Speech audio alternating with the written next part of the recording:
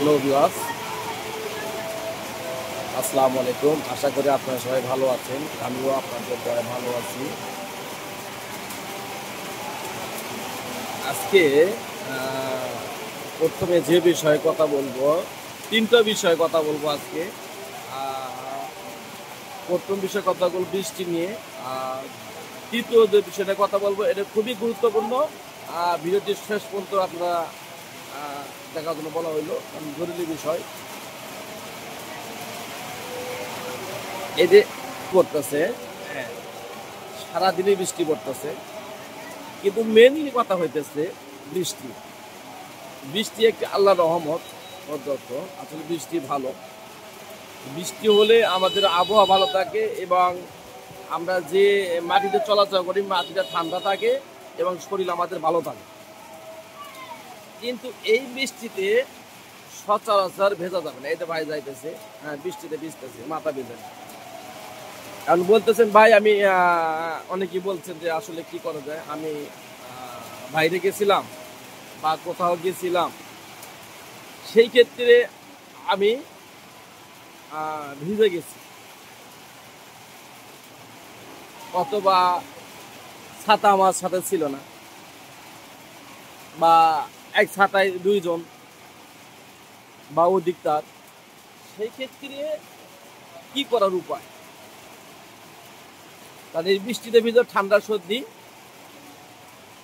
হবে, সেখান থেকে পরিত্রাণ যে একটা, সেই ব্যাপারে কথা বলার জন্য বলছিলেন। আমরা সর্বপ্রথম যে করব, এই যে আপাতত ভিজে দিচ্ছে, হ্যাঁ, আমরা সর্বপ্রথম যা করব সেটা হলো, যদি বৃষ্টিতে ভিজে যায় আসার সময়, যা আমরা করব। কিন্তু তারপর আরেকটা কথা বলি, এই বৃষ্টি বাদলে বা ঘূর্ণিঝড়ে আমরা যদি বাইরে যায় থাকি, তা অবশ্যই আমরা আশেপাশে কোনো নিরাপদ একটা জায়গায় দাঁড়াবো। বা যে চরপ পরে, আপনারা অনেকেই জানেন, চরপ পরে লোক মারা যায়। তা আমরা সেই ক্ষেত্রে প্রচুর পরিমাণ বৃষ্টি পড়তেছে, হ্যাঁ, প্রচুর পরিমাণ বৃষ্টি পড়তেছে। তা আমরা অবশ্যই একটি নিরাপদ জায়গায় আমরা আপাতত উঠবো, হ্যাঁ, নিরাপদ জায়গায় উঠবো। আর যদি আবার যে কথায় আবার চলে আসলাম, যে যদি ভিজে যায়, সেই ক্ষেত্রে করণীয় উপায় কি? সে করণীয় উপায়, আপনি বাসার যায় আগে মাথাটা আগে ধুয়ে ফেলতে হবে। এবং যদি আপনি শ্যাম্পু ইউজ করে শ্যাম্পুতে মাথা দেবেন, যদি সাবান ইউজ করে থাকেন ওই সাবান দিয়ে, বা আপনি যেটা ইউজ করেন না কেন ওটা দিয়ে আপনার মাথাটা সুন্দর করে 2 থেকে 3 বার দিয়ে ফেলাবেন। বা গোসল করে দূরত্ব মাথা এবং হাত পা শরীরটা ভালো করে মুছতে হবে, হ্যাঁ, বুঝতে পারে অনেকটা পরিত্রাণ পাওয়া যেতে পারে। ও আর একটা বিষয়, যে আমরা কোনো সময়ে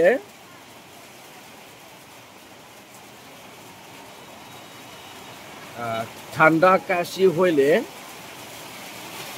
দ্বিতীয় বিষয় যে ঠান্ডা কাশি হইলে আমরা কি করবো। সর্বপ্রথম আমার ঠান্ডা কাশি হলে আপাতত আপনি যে বৃষ্টি বাদল তো এটা ভিজতেছেন সবাই, দেখেন এগুলো ভিজতে ঠান্ডা, হালকা ঠান্ডা বা হালকা জ্বর, হালকা শরীর ব্যথা, এগুলো হইতে পারে। তা অনেকে বলতে হইলে তাহলে সেখান থেকে কি করব? তাহলে সেখান থেকে করবেন আপনি,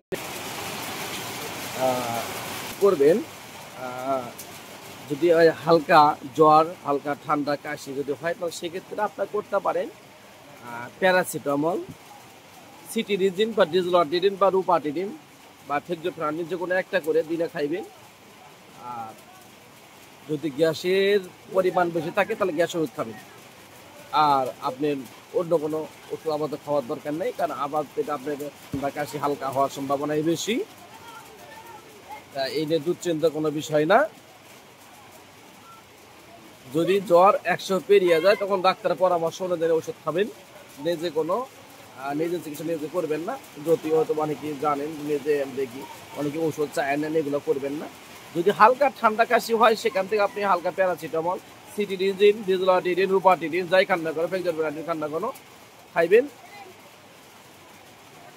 এটা হলো দ্বিতীয় পর্ব। তৃতীয় পর্ব হলো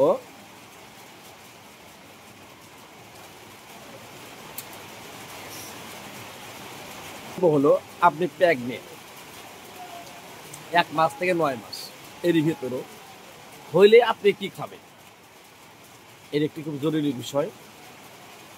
সেক্ষেত্রে অবশ্যই আপনি হালকা জ্বর ঠান্ডা হইলে আপনি নাপা, প্লেন নাপা যেটা বলেন আপনারা, নাপা 500, এদের দিনে 3 বেলা খাবেন যদি অধিক মাত্রা হয়। আর যদি ঠান্ডা বেশি হয় সেক্ষেত্রে আপনি রুপাটিন খাবেন দিনে 1টা করে, আর অন্য কোনো ওষুধ খাইবেন না। যদি গ্যাসের সমস্যা তাহলে প্যান্টোরিক্স 20 খাবেন 2 বেলা। আর যদি হয় বেশি মাত্রা না, হালকা, তাহলে অবশ্যই নাপাই খাবেন। আর যদি আপনার সম্ভব হয় ডাক্তারদের পরামর্শ নেবেন। তা সবাই ভালো থাকবেন, সুস্থ থাকবেন, আবার কথা হবে। আসসালামু আলাইকুম।